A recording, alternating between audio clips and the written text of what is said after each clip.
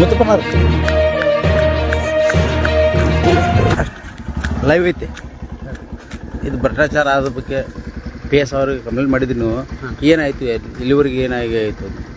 ಏನು ನಮಗೆ ಭಾಳ ಕಿರುಕುಳ ನೀಡಿದ್ರಿ. ಪೆಟ್ರೋಲ್ ಬಂಕ್ನ ಸುಮ್ ಕುಂತಾರನ್ನ ತೊಗೊಂಬಂದಾರೆ. ನಾವು ಸುಮ್ ಕುಂತಾರನ್ನ ತೊಗೊಂಬಂದು ನಮ್ಮನ್ನ ಇಲ್ಲಿ 1,70,000 ಬೇಡಿಕೆ ಇಟ್ಟಿದ್ದಾರೆ.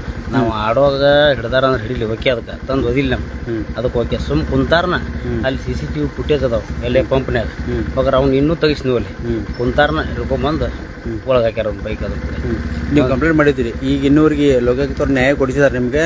ಇದ್ರೊಳಗೆ ಏನು FIR ಮಾಡಿ ಕೊಟ್ಟಿದ್ದಾರೆ. ಈಗ ಅದು ಮುಂದೆ ಕೋರ್ಟ್ ಏನು ತೀರ್ಮಾನ ಮಾಡ್ತದೆ ಅದು ತನಿಖೆ ಆಗಿ. ಅಲ್ಲ ಮುಂದೆ ಏನಾಗಬೇಕಂತ ಪಿ ಎಸ್ ಅವ್ರಿಗೆ ಶಿಕ್ಷೆ ಅವ್ರಿಗೆ ಭ್ರಷ್ಟಾಚಾರ ಆರೋಪ ಆಗಿದೆ. ಇವಾಗ ಶಿಕ್ಷೆ ಆಗ್ಬೇಕು. ಯಾವ ರೀತಿ ಶಿಕ್ಷೆ ಆಗ್ಬೇಕು?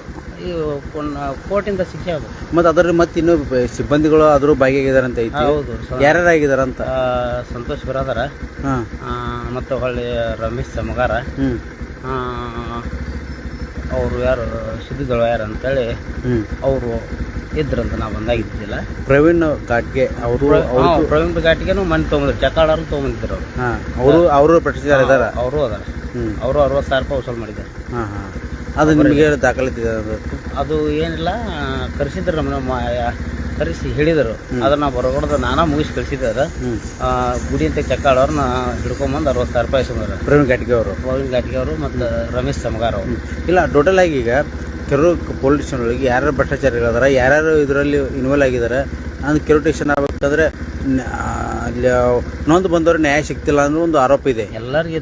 ಅದಕ್ಕೆ ಯಾವ ರೀತಿ ಇಲ್ಲಿ ಭ್ರಷ್ಟಾಚಾರ ನಿರ್ಮೂಲ ಆಗಬೇಕಾದ್ರೆ ಇದು ಪೊಲೀಸ್ ಇಲಾಖೆ ಯಾವ ರೀತಿ ಕ್ರಮ ವಹಿಸ್ಬೇಕಂತ? ಈಗ ಎಲ್ಲರಿಗೆ ಜನಸಾಮಾನ್ಯರಿಗೆ ನ್ಯಾಯ ಕೊಡಬೇಕು. ಯಾರು ತಪ್ಪಿದವ್ರಿಗೆ ತಪ್ಪು ಹೋಗ್ಬೇಕು, ತಪ್ಪಿದ್ದವ್ರಿಗೆ ಶಿಕ್ಷೆ ಕೊಡಬೇಕು. ಒಳ್ಳೇದಿದ್ದಾರೆ ಒಳ್ಳೇದಿರಬೇಕು. ಇವ್ರು ಎಲ್ಲರೂ ಒಂದೇ ಥರ, ದೊಡ್ಡವರು ಸಣ್ಣವರು ಬಂದ್ರೆ ನಾನು ಅಹಂಕಾರ ಇತ್ತು ಇವ್ರಿಗೆ. ಬಾರ ಒದ್ದೇನೆ ಮಗನ ಬಡದೇನೆ ಬಾ ಬರೇ ಇದ್ದವನು, ಇದನ್ನು ಬಿಟ್ಟು ಏನಿಲ್ಲ ಅವ್ರ ಕಡೆ. ನಿಮ್ಮ ಕೊನೆಯದಾಗಿ ಏನು ಹೇಳ್ಬೇಕಂತೀರ ಜನರಿಗೆ, ಕೆರೂರು ಜನರಿಗೆ ಎಲ್ಲರಿಗೂ ಒಳ್ಳೇದಾಗತ್ತೆ. ಮುಂದೆ ಬರೋ ಆಫೀಸರಿಗೆ ಸ್ವಲ್ಪ ಹಿಂಗೈತಪ್ಪ ಅಂತೇಳಿ ಸರಿಯಾಗಿ ನೋಡ್ಕೊಂಡು ಹೋಗ್ತಾರೆ. ತಮ್ಮ ಹೆಸರು? ಮುತ್ತಪ್ಪ ನಾಯ್ಕರ್. ತಾವೇ ದೂರು ಕೊಟ್ಟಿದ್ದೀರಿ ಇವತ್ತು? ನಾವು ಕೊಟ್ಟಿದ್ದೀವಿ.